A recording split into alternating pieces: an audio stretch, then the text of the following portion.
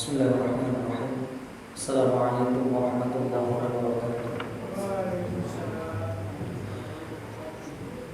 Innal hamdalillah nahmaduhu wa nasta'inuhu wa nastaghfiruh wa na'udzu billahi min shururi anfusina wa sayyiati a'malina.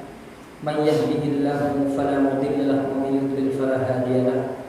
Ashhadu an la ilaha illallah wahdahu la syarika lahu wa ashhadu anna Muhammadan 'abduhu wa rasuluhu la nabiyya ba'dahu.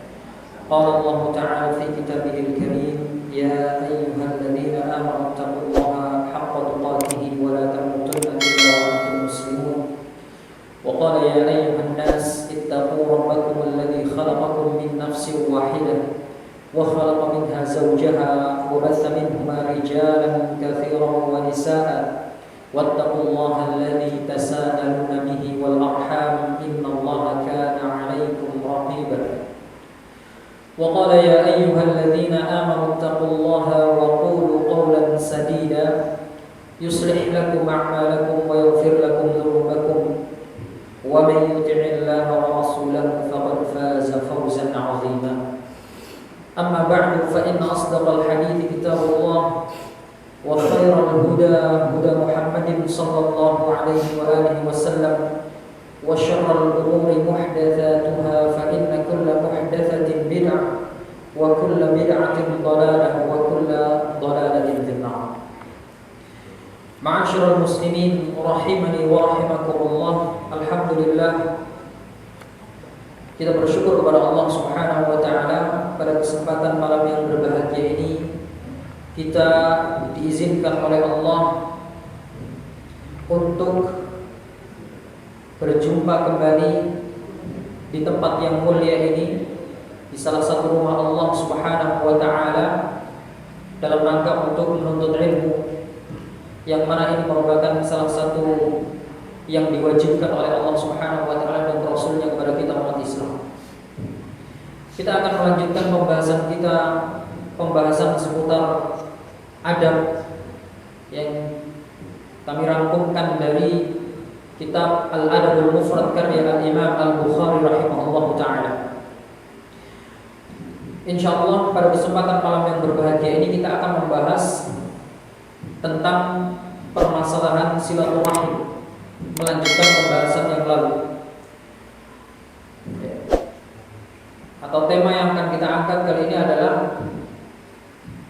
menyambung silaturahim dengan orang yang berbeda agama, bagaimana menurut pandangan syariat Islam. Karena sebagaimana yang telah kita bahas pada kesempatan yang lalu tentang silaturahim, silaturahim ini mempunyai keutamaan yang sangat luar biasa besar di sisi Allah Subhanahu wa taala, mempunyai kedudukan yang tinggi di dalam agama.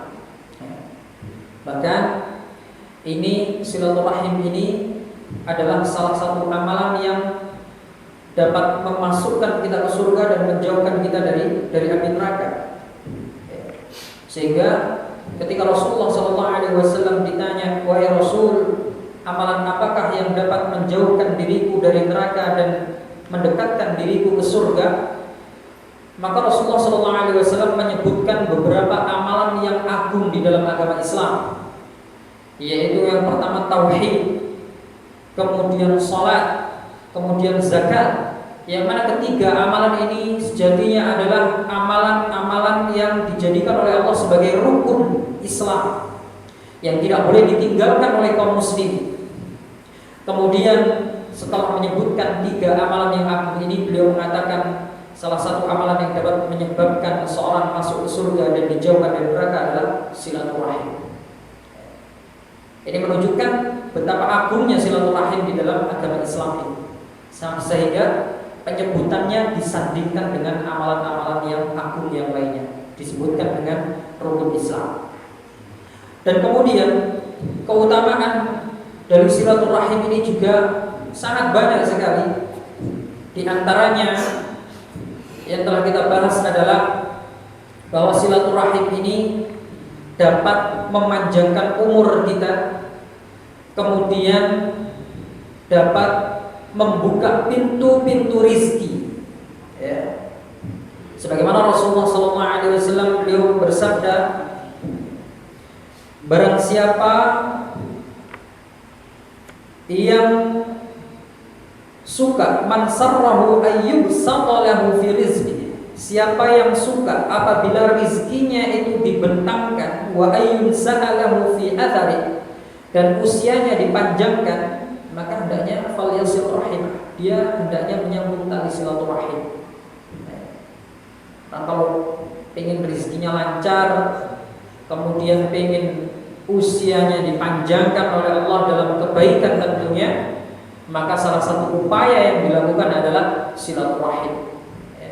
Ini adalah upaya yang syar'i untuk membuka pintu-pintu rizki dari Allah Subhanahu wa ta'ala dan memanjangkan usia kita. Di samping itu, ikhwan rahimani wa rahimakumullah, Allah Subhanahu wa ta'ala dan Rasulnya juga memberikan ancaman yang begitu keras dan tegas bagi orang-orang yang mengabaikan hubungan silaturahim, bahkan memutuskan hubungan silaturahim. Jadi memutuskan hubungan antara dia dengan kerabatnya. Karena sebagaimana yang telah kita bahas pada kesempatan yang lalu, silaturahim yang dimaksudkan di dalam syariat Islam itu adalah menyambung hubungan kerabat yang masih mempunyai ikatan rahim dengan kita, walaupun itu jauh hubungannya, dengan ayah, dengan kakek, nenek, buyut, dengan saudara-saudari kita, adik, kakak, kemudian dengan paman, bibi, dengan keponakan, dengan istrinya paman, dan seterusnya, suaminya bibi, dan lain sebagainya. Itu adalah menyambung tali silaturahim yang dianjurkan. Orang-orang yang memutuskan silaturahim ini, mereka diancam oleh Allah Subhanahu wa ta'ala melalui sabda Nabi sallallahu alaihi wasallam dengan ancaman yang sangat keras. Di dalam sebuah hadis, Rasulullah sallallahu alaihi wasallam mengatakan, la yadkhulul jannata qati'u rahim. Orang yang memutus hubungan silaturahim, dia enggak bisa masuk surga, kata Allah. La yadkhulul jannah, enggak bisa masuk surga. Loh, dia kan muslim, dia sholat, dia puasa, dia melaksanakan, menunaikan zakatnya, dia mungkin bersedekah, dia bangun masjid, dia haji, dia umroh, bahkan menghajikan orang, mengumrohkan orang, dan lain sebagainya. Tapi tidak silaturahim, dia putus hubungan dengan kerabatnya, maka diancam oleh Rasulullah SAW, la yadkhulul jannah, nggak masuk surga. Nggak masuk surga di sini, memang para ulama beragam dalam menafsirkannya. Di antaranya mereka mengatakan maksud tidak masuk surga di sini. Jadi masuk neraka itu kan macam-macam levelnya. Masuk neraka kekal selama-lamanya, masuk neraka saking lamanya itu sampai seolah-olah tidak bisa masuk surga, atau hanya masuk ke neraka sementara. Orang yang muslim sudah pasti dia dijamin masuk surga. Tapi orang-orang muslim yang kemudian melakukan pelanggaran-pelanggaran syariat Allah Subhanahu wa ta'ala, dia melanggar ancaman-ancaman Allah Subhanahu wa ta'ala seperti memutus tali silaturahim ini, dia akan dimasukkan ke dalam neraka terlebih dahulu sebelum dia masuk surga. Oh, nggak apa-apa, yang penting kan nggak kekal, yang penting bisa masuk surga. Rasulullah SAW atau Allah Subhanahu wa ta'ala pernah menyebutkan di dalam Al-Quran bahwa hitungan hari di sisi Allah Subhanahu wa ta'ala itu, satu harinya menurut perhitungan kita itu adalah 1000 tahun.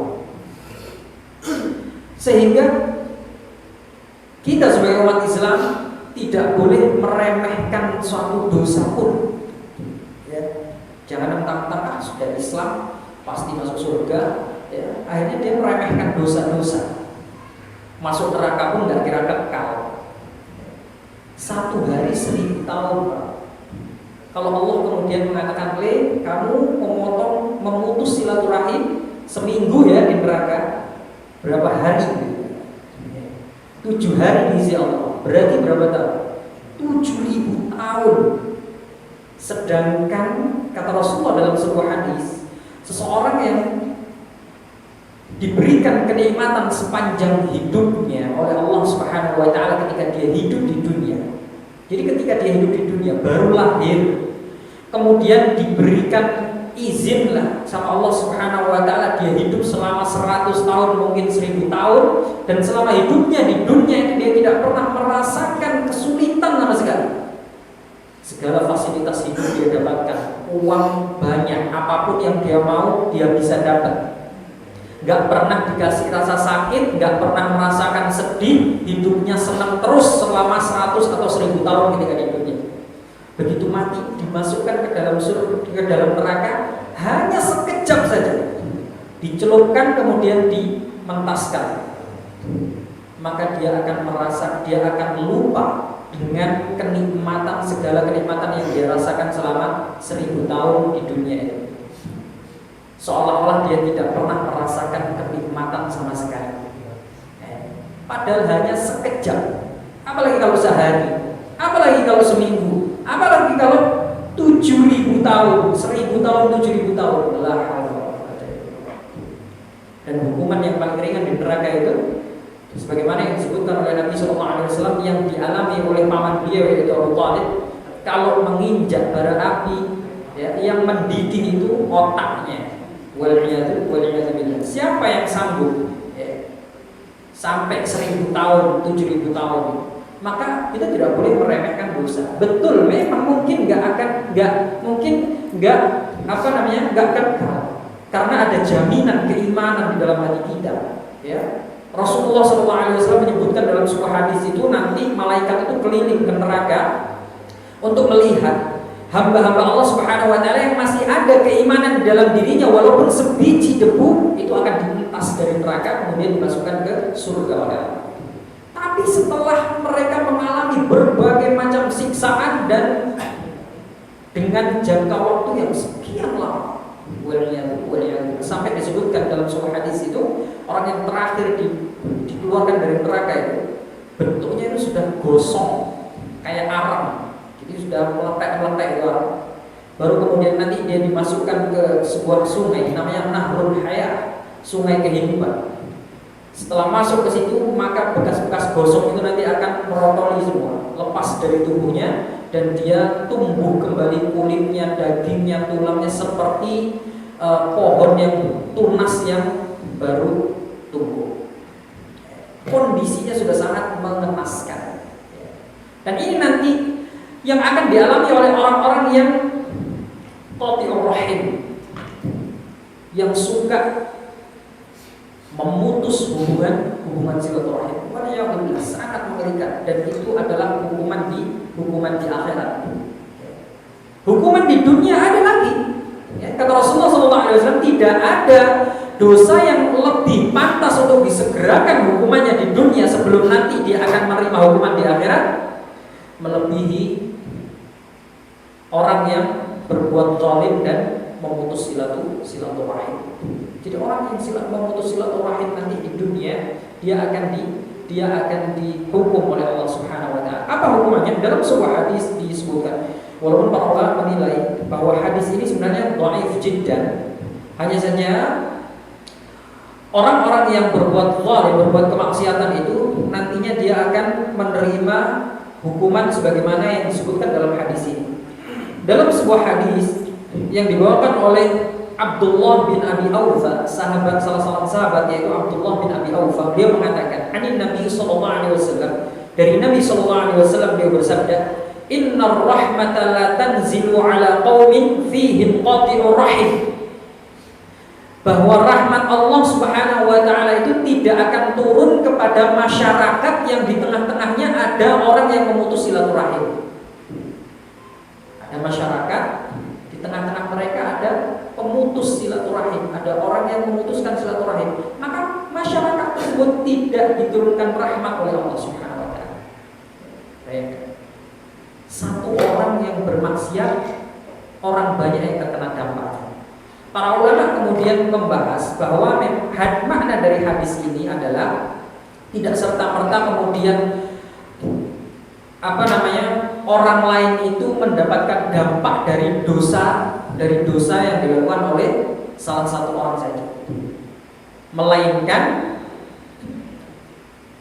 dampak dari dosa itu akan dirasakan oleh orang di sekitarnya ketika orang di sekitarnya itu mengetahui apa yang dilakukan oleh si fulan tersebut berupa dosa-dosa itu tadi, tapi dibiarkan oleh masyarakat sekitarnya. Dia tahu, masyarakat tersebut tahu, di tengah-tengah mereka ada orang yang memutuskan tali silaturahim, tapi masyarakatnya cuek, diem aja, nggak ada yang mau menasehati. Nah, contoh yang seperti inilah yang kemudian akan dihukum oleh Allah Subhanahu wa Ta'ala. Di dalam Al-Quran Allah Subhanahu wa Ta'ala mengatakan, apa itu ayatnya? Janganlah kamu mengira bahwasanya kamu akan merasa aman dari azab Allah Subhanahu wa Ta'ala. Wattaqu fitnatan la tusibanna alladziina zalamu minhum khassah. Jangan kamu merasa aman dari azab Allah Subhanahu wa Ta'ala yang akan ditimpakan, dan azab tersebut tidak hanya menimpa orang-orang yang zalim saja. Artinya apa? Azab itu bencana dari Allah. Itu kalau sudah turun kepada suatu kaum, azab itu dia nggak peduli, dia nggak bisa memilih dan memilah, mana orang yang soleh dan mana orang yang zalim.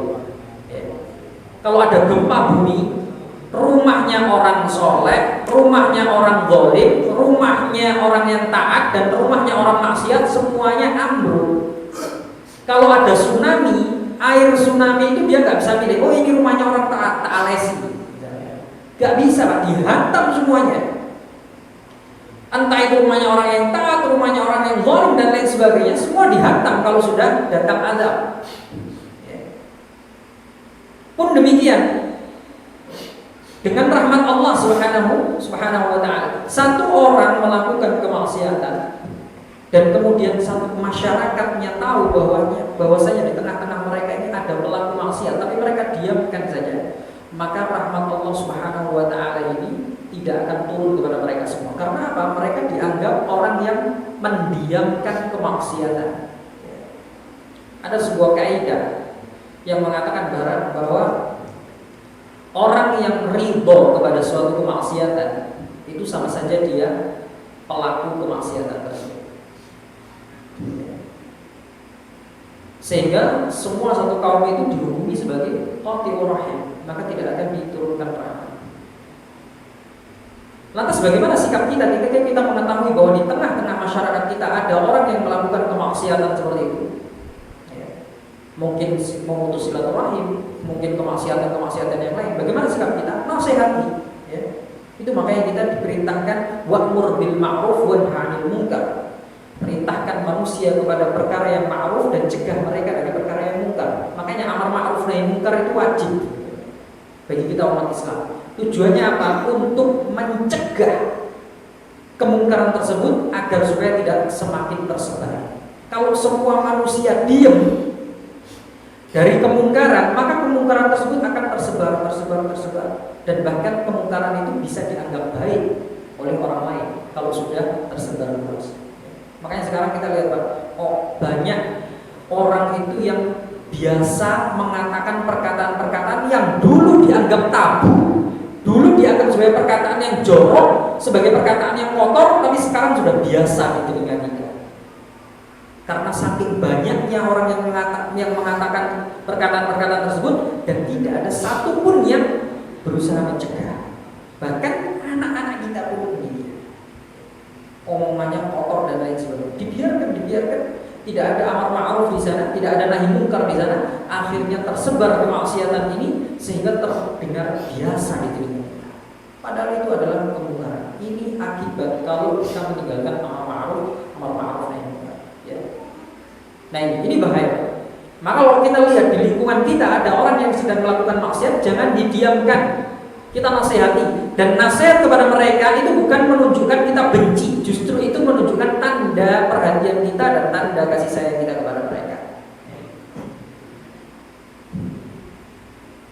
kata para ulama, kalau di tengah-tengah masyarakat saja kita diperintahkan untuk amar ma'ruf nahi munkar, apalagi di lingkungan rumah tangga. Ada di tengah-tengah rumah tangga kita ternyata orang yang memutuskan silaturahim dengan keluarganya. Misal kita punya saudara kita memutus silaturahim dengan orang tua kita, terus kita biarkan, waliyahillah, rahmat Allah bisa-bisa tidak turun ke keluarga kita. Maka bagaimana sikap kita? Nasihati dia. Apalagi orang-orang yang keluarga yang berada di bawah tanggung jawab kita, anak kita, istri kita. Kita punya istri, ternyata dia memutus silaturahim dengan saudaranya. Kita punya istri, ternyata dia memutus silaturahim dengan orang tuanya misalnya. Dinasihati. Karena kalau kita biarkan, itu menjadi sebab tidak turunnya rahmat kepada kita. Dan rahmat itu macam-macam. Ketenangan jiwa itu rahmat dari Allah. Kemudahan rezeki itu rahmat dari Allah. Dan lain sebagainya. Barangkali kalau keluarga kita ini sering berantem terus, ada suami istri hidupnya nggak romantis, sering berantem terus, bertengkar terus, bawaannya emosi terus. Jangan-jangan ada dosa ini yang diabaikan oleh suaminya, oleh salah satu pihak. Maka dinasihati supaya diturunkan rahmat Allah Subhanahu. Nah, ikhwan rahimani wa rahimakumullah. Jadi memutus silaturahim ini sangat mengerikan sekali konsekuensinya. Sangat mengerikan sekali konsekuensinya. Sehingga kita harus benar-benar menjaga hubungan kerabat di antara kita. Kemudian pertanyaannya adalah, kalau di tengah-tengah keluarga kita ini, di tengah-tengah kerabat kita ini ternyata ada keluarga yang beda agama, ada yang non-muslim misalnya, ada saudara kita yang kafir, kan ada biasanya seperti itu. Satu keluarga, kadang bapaknya Hindu, kakaknya Kristen, adiknya Muslim. Satu keluarga tapi agamanya gaduh-gaduh, campur-campur. Apakah kita tetap diperintahkan untuk menjaga persaudaraan, menjaga hubungan silaturahim di antara kerabat kita yang beda agama itu? Jawabannya iya. Di dalam agama Islam kita tetap diperintahkan untuk menjaga hubungan baik dengan kerabat-kerabat kita, walaupun kerabat kita ini adalah kerabat yang berbeda agama dengan kita, ataupun kerabat kita ini adalah orang yang buruk sifatnya, yang buruk perangainya, yang bejat misalkan, suka melakukan kemaksiatan dan lain sebagainya. Tetap kita diperintahkan untuk menjaga hubungan baik dengan mereka. Tentu dibarengi dengan nasihat, dakwah. Jadi bukan hanya sekedar menjaga hubungan baik, tapi juga memberikan nasihat dan dakwah kepada mereka. Kalau masih kafir, ya didakwahi supaya masuk Islam dengan cara yang lembut. Ada sebuah azhar dari Ibnu Umar, anaknya Umar bin Khattab radhiyallahu taala. Ra'a Umar hullatan sayra faqala ya Rasulullah law ishtaraita hadhihi falabistaha yaumal jum'ah walil wufudi idza atauk. Suatu ketika Umar bin Khattab dan Rasulullah SAW ini pernah berjalan-jalan.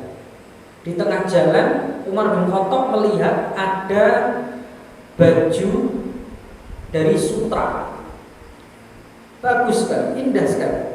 Ketika berjalan di pasar atau berjalan kemudian melewati lapak dagang pakaian-pakaian, di situ Umar melihat ada baju yang bagus terbuat dari sutra. Maka Umar bin Khattab radhiyallahu taala anhu menyarankan kepada Rasulullah SAW, "Wahai Rasul, apakah enggak sebaiknya Anda membeli baju ini? Baju ini bagus. Anda bisa menggunakannya untuk melakukan sholat Jumat, atau Anda bisa memakainya untuk menyambut tamu-tamu atau delegasi-delegasi yang datang kepada Anda." Karena Zaman dahulu banyak delegasi-delegasi dari kerajaan-kerajaan, ya, dari orang-orang yang mempunyai jabatan tinggi diutus untuk datang kepada Rasulullah SAW. Nah, Umar bin Khattab menyarankan Rasulullah untuk membeli baju ini, ya, baju yang bagus, baju yang terbuat dari kain sutra untuk digunakan ketika sholat Jumat dan digunakan untuk menyambut delegasi tersebut. Faqala Rasulullah SAW. Kemudian Rasul mengatakan, ya Umar, wahai Umar, innama yalbasu hadhihi man la khalaqa lahu. Wahai Umar, sesungguhnya yang memakai baju sutra ini adalah orang yang tidak akan memakainya nanti ketika di akhirat. Maksudnya ini bagi laki-laki, ya.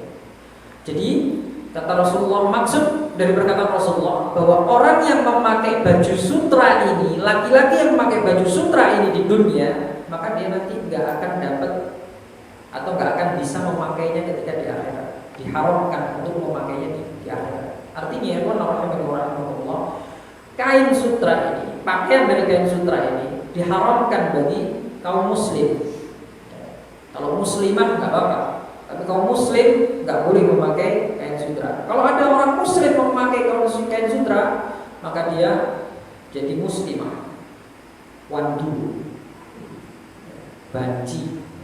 Laki-laki kok pakai kain sutra itu wandu, ya, laki-laki yang banci, nggak boleh. Itu nanti adalah pakaian bagi umat Islam ketika di akhirat, sehingga ketika di dunia dia tidak boleh. Kemudian Ibnu Umar melanjutkan kisahnya. Tsumma uhdiya lin Nabi sallallahu alaihi wasallam minha hulalun. Suatu ketika Rasulullah pernah dikasih beberapa setel pakaian atau beberapa kain gitu, tapi jenisnya dari sutra, dihadiahkan kepada Rasulullah sallallahu alaihi wasallam. Kemudian fa'ahda ila Umar minha hullatan, karena Rasulullah dikasih beberapa lembar kain atau beberapa setel kain dari sutra tadi, satu kain sutranya atau satu pakaian sutranya dihadiahkan kepada Umar bin Khattab. Dikirim orang, diutus oleh Nabi sallallahu alaihi wasallam, nih, kasihkan kepada Umar bin Khattab, hadiahkan kepada Umar bin Khattab. Satu. Faja'a Umar ila Rasulillah sallallahu alaihi wasallam faqala, ya Rasulullah, ba'athta ilayya hadhihi wa qad sami'tuka qulta fiha ma qulta. Kemudian Umar karena dikirimi kain sutra, Umar ini bingung. Katanya Umar, enggak boleh, ini bukan pakaiannya umat Islam, ya. Enggak boleh dipakai sama orang muslim, tapi kok dikasih hadiah ini. Didatangi Rasulullah, tanya kepada Rasulullah, wahai Rasulullah, Anda kirimi saya kain sutra, sedangkan kemarin Anda mengatakan bahwa kain sutra ini nggak boleh dipakai oleh orang muslim, ya, ini bukan pakaiannya orang muslim di dunia. Maka kata Rasulullah SAW, inni lam uhdiha laka litalbisaha ya Umar, aku ngasih hadiah kepadamu kain ini bukan untuk kamu pakai, gitu. Kan bisa dikasihkan ke istrinya kah, atau dikasihkan ke saudaranya yang lain yang perempuan dan lain sebagainya. Jadi bukan dipakai untuk Umar, ya. Kata Rasulullah, innama ahdaituha ilaika litabi'aha aw litaksuha. Aku memberikan hadiah ini kepadamu, bisa jadi untuk kau jual lagi, atau bisa jadi engkau mempergunakannya untuk orang lain, untuk istrimu dan lain sebagainya. Fa'ahdaha Umar li akhid lahu min ummihi musyrik. Maka Umar menghadiahkan kain sutra ini kepada ibunya yang masih musyrik, ya. Nah ini kemudian ikhwan rahimani wa rahimakumullah dijadikan dalil oleh para ulama sebagai bolehnya kita berbuat baik dan menyambung hubungan tali silaturahim dengan kerabat kita yang masih musyrik. Ustaz, kan dia kafir, musyrik, Masa kita boleh berbuat baik kepada orang musyrik? Padahal di dalam sebuah ayat Al-Quran Allah mengatakan la tajidu qauman yu'minuna billahi wal yawmil akhir. Tidak pantas bagi seorang mukmin yang beriman kepada Allah dan hari akhir yuwaduna man hadallahu wa rasulah, menjalin kasih sayang kepada musuh Allah Subhanahu wa taala. Musuh Allah siapa? Ya orang kafir itu adalah musuh Allah. Walau kanu aba'ahum aw abna'ahum aw ikhwanahum aw ashiratahum, walaupun kerabat itu adalah bapaknya atau anaknya atau istrinya dan lain sebagainya, nggak boleh kita menjalin hubungan baik dengan mereka. Nah sekarang boleh kita berbuat baik kepada mereka, bagaimana? Maka jawabannya adalah bahwa orang kafir itu berbeda-beda levelnya, macam-macam. Ada orang kafir yang memerangi kita, yaitu kafir harbi istilahnya. Ada orang kafir zimmi yang berada di bawah kekuasaan kaum muslimin, mereka membayar upeti kepada umat Islam, membayar pajak. Ada juga kafir mu'ahad, kafir yang terikat perjanjian damai dengan umat Islam.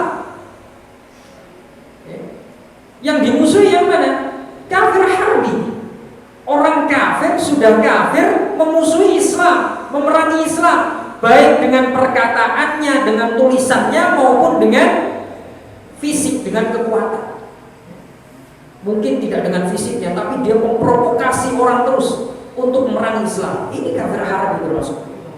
Atau dia membuat tulisan-tulisan untuk memerangi umat Islam, mempropaganda, ya, kemudian memotivasi orang untuk memerangi umat Islam dengan tulisan-tulisannya. Ini termasuk kafir harbi.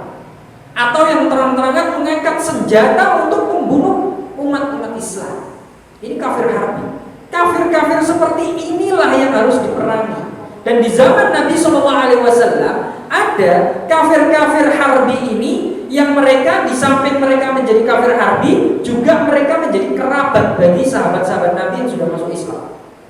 Sehingga oleh Nabi SAW disuruh jauhi mereka. Walaupun mereka bapakmu, mereka anakmu, mereka istrimu, ya, saudaramu dan lain sebagainya. Tapi kalau mereka mengangkat senjata untuk memerangi umat Islam, musuhi dia. Tidak boleh kita menjalin hubungan baik dengan mereka. Adapun kepada orang-orang kafir yang zimmi, berada di bawah kekuasaan umat Islam, tidak terbesit di dalam diri mereka untuk memerangi umat Islam. Kan ada orang-orang kafir seperti itu, ada. Orang kafir tapi baik kepada umat Islam, bahkan menghajikan umat Islam, membangunkan masjid untuk umat Islam. Dia bersedekah, memberikan hartanya kepada umat Islam. Banyak orang kafir yang seperti itu. Maka orang-orang yang seperti itu tidak boleh diperangi, tidak boleh dimusuhi. Bahkan kita dianjurkan untuk tetap berbuat baik kepada mereka. Gak apa-apa berbuat baik kepada mereka, berhubungan sosial dengan mereka, gak masalah. Jadi gak semua orang kafir itu harus kita musuhi, enggak. Ada juga orang kafir mu'ahad yang terikat perjanjian damai antara muslim dan kafir. Mereka membuat perjanjian damai, tidak boleh melakukan peperangan dan lain sebagainya. Mereka memang tidak di bawah kekuasaan umat Islam, tapi kita sedang punya perjanjian damai di situ. Maka nggak boleh kita sakiti, nggak boleh dibunuh. Bahkan kalau sampai berani menumpahkan darah mereka, membunuh mereka, diancam kita. Mereka membunuh orang kafir, tapi kita diancam dan ancamannya keras. Kata Rasulullah SAW, la yadkhulul jannah, tidak akan masuk surga orang yang membunuh kafir mu'ahad. Afwan. Kata Rasulullah SAW, man qatala mu'ahadan, orang yang membunuh kafir mu'ahad, orang kafir yang dalam perjanjian damai dengan umat Islam, maka kata Rasulullah, lam yarih raihatal jannah, dia tidak akan mencium baunya surga. Baunya surga aja nggak bisa dicium, gimana dia mau masuk ke dalamnya? Nah ini, lu kan orang kafir yang dibunuh, iya orang kafir, tapi dia mu'ahad, sedang dalam perjanjian damai, nggak boleh dia disakiti, haram, apalagi dibunuh, haram hukumnya, tidak akan bisa masuk ke dalam surga. Nah, terhadap orang-orang kafir yang seperti ini, kita boleh menjalin hubungan baik dengan mereka. Kita punya kerabat orang kafir, tapi dia nggak menyakiti kita, dia nggak memusuhi umat Islam, hubungannya dengan agama Islam baik. Boleh, kita boleh membangun hubungan yang baik dengan mereka. Bahkan dianjurkan untuk terus menjalin hubungan baik dengan mereka. Di dalam Al-Quran Allah Subhanahu Wa Taala mengatakan, La yanhakumullahu 'anil ladzina lam yuqatilukum fid din wa lam yukhrijukum min diyarikum. Allah enggak melarang kalian dari orang-orang kafir yang tidak memerangi kalian dan tidak mengusir kalian dari tempat tinggal kalian. Tidak melarang dari apa? Antabarruhum wa tuqsitu ilaihim. Allah tidak melarang kalian untuk antabarruhum, berbuat berbuat baik kepada mereka, ya, dan berbuat adil kepada mereka. Boleh kita berbuat baik kepada mereka, berbuat adil kepada mereka, selama mereka tidak memerangi kita, memerangi agama Islam. Jadi jawabannya, bolehkah kita menjalin hubungan dengan kerabat kita yang beda agama? Boleh, dianjurkan maka. Tetap jalin hubungan tersebut. Bahkan dengan keluarga-keluarga kita yang non-muslim. Nah, kemudian jikalau kepada yang non-muslim saja kita masih dianjurkan untuk menjalin hubungan kerabat, apalagi kepada kerabat kita yang masih muslim. Walaupun dia bejat, walaupun dia rusak, ya, agamanya, walaupun dia jahat, ya, tetap kita dianjurkan untuk berusaha menjalin hubungan baik kepada mereka. Ya. Kemudian ada orang-orang yang terkadang ketika kita hendak menjalin hubungan dengan mereka, mereka justru memusuhi kita, mereka nggak mau. Ya. Maka bagaimana yang seperti ini? Tetap kita diperintahkan untuk terus berupaya dan berusaha menjalin hubungan dengan mereka. Kalau mereka tidak mau menjalin hubungan dengan kita, sedangkan kita sudah berupaya, maka mereka yang mendapatkan ancaman dari Allah Subhanahu Wa Taala. Suatu ketika pernah, ini sudah saya sampaikan pada kesempatan yang lalu, bahwa Rasulullah SAW itu ditanya oleh orang, wahai Rasul, aku sudah berusaha menjalin hubungan yang baik dengan saudaraku, tapi dia terus berusaha memutuskan hubungan denganku. Aku berbuat baik kepada dia berbuat jahat kepadaku. Maka kata Rasulullah SAW, kalau memang seperti itu keadaannya, berarti sama saja aku sedang menyuapi bara api kepada diri. Dia justru yang mendapatkan ancaman. Kita nggak boleh ikut-ikutan. Oh, kamu kan memutuskan tali silaturahmi, ya sudah, saya juga tak memutuskan silaturahmi. Nggak boleh. Kita juga nanti dapat ancaman dari Allah. Maka kita terus berupaya dan terus berusaha. Memang sulit, memang susah. Tapi itulah anjurannya di dalam agama Islam. Nah, ikhwan rahimani wa rahimakumullah. Ada sebuah azar dari Abu Hurairah radhiyallahu taala anhu yang menerangkan tentang ngerinya orang yang suka memutus tali silaturahim. Bahwa silaturahim ini adalah perkara yang harus senantiasa kita jaga. Suatu ketika pernah disebutkan Abu Hurairah itu datang ke suatu majelis dan Abu Hurairah langsung mengingatkan jamaahnya. Saya peringatkan kepada orang yang memutus tali silaturahim untuk keluar dari majelis saya. Dan pada saat itu adalah hari Kamis malam Jumat, Kamis sore, ya, sudah mau masuk ke hari Jumat. Beliau mengatakannya 3 kali. Siapa yang memutuskan tali silaturahim silahkan keluar dari majelis saya. Pada saat itu tidak ada yang keluar. Tiba-tiba besoknya ada seorang pemuda yang dia mendatangi bibinya setelah 2 tahun dia memutuskan silaturahim. 2 tahun nggak pernah datang ke bibinya, tiba-tiba datang. Bibinya, kok tumben kaget? Kenapa kok tiba-tiba kamu kesini? Saya mendengar kemarin Abu Hurairah mengusir orang-orang yang memutus silaturahim dari majelisnya. Maka bibinya heran. Penasaran, kenapa kok Abu Hurairah mengusir orang-orang yang memutus silaturahim dari majelisnya?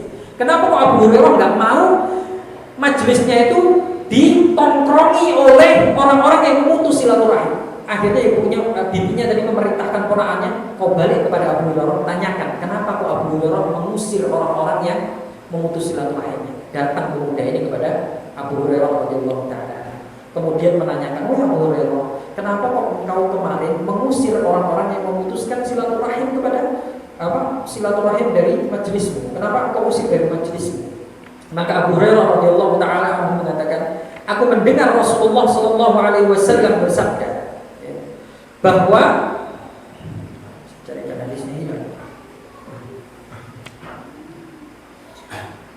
Abu Hurairah radhiyallahu taala anhu, beliau mengatakan bahwa aku pernah mendengar Rasulullah Shallallahu Alaihi Wasallam bersabda,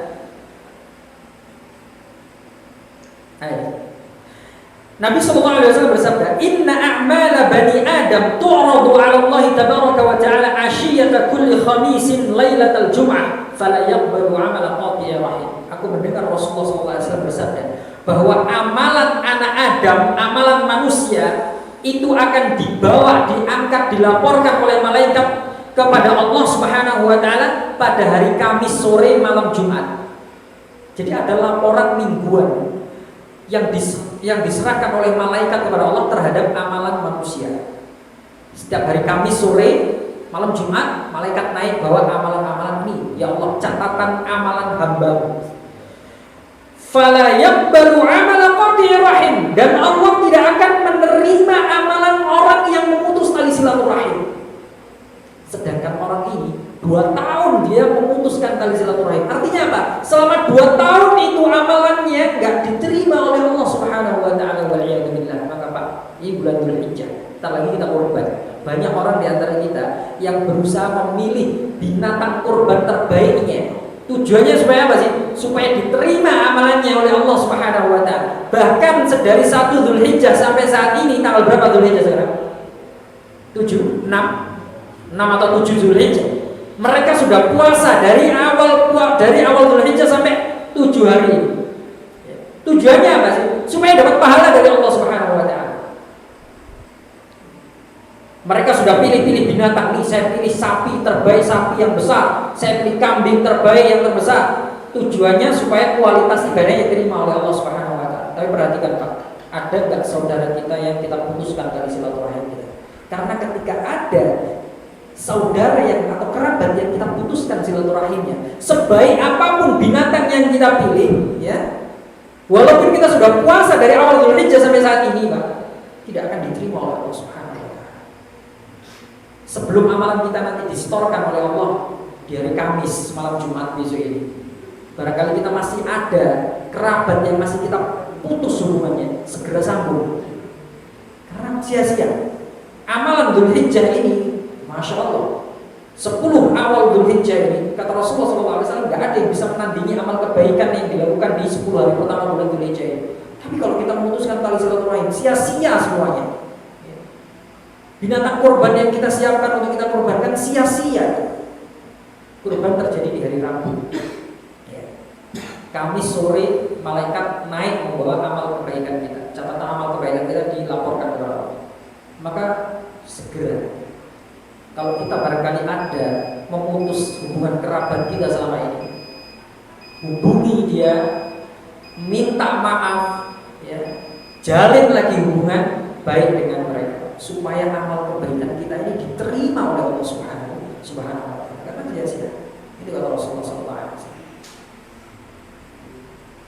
Terakhir, ikhwan rahimakumullah, sebagai penutup, saya membacakan athar dari Ibnu Abbas radhiyallahu taala anhu. Beliau mengatakan, ihfadhu ansabakum tasilu arhamakum. Pelajari nasab kita. Mempelajari nasab itu penting. Tujuannya apa? Supaya kita bisa menyambung silaturahim kita, untuk menjaga hubungan silaturahim kita. Ihfadhu ansabakum. Jagalah nasab-nasab, pelajari nasab-nasab. Supaya apa tujuannya? Supaya kita bisa menyambung dan menjaga hubungan silaturahim kita. Demikian apa yang bisa saya sampaikan pada kesempatan yang berbahagia ini. Kurang lebihnya mohon maaf karena waktu yang sudah habis. Kita akhiri kajian ini sampai di sini. Kita tutup dengan doa kafaratul majlis. Subhanallahumma wa bihamdika asyhadu an la ilaha